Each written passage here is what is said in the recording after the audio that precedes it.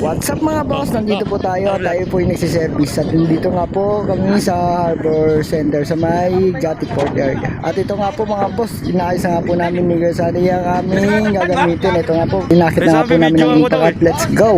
Okay, let's go. Lang ako.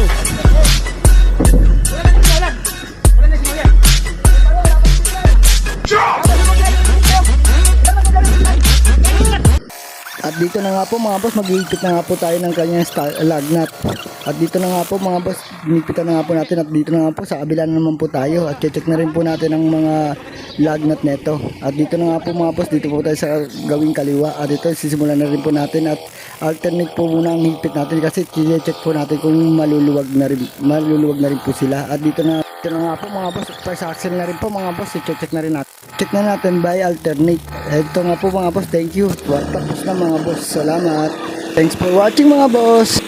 What's up mga boss, nandito po tayo. Tayo po yung nagsiservice. At nandito nga po kami sa Harbor Center sa may Gattic Port area. At ito nga po mga boss, inaayos na nga po namin ni Gazali ang aming gagamitin. Ito nga po, pinakit na nga po namin ng impact at let's go! Okay, let's Masunurin lang go. ako.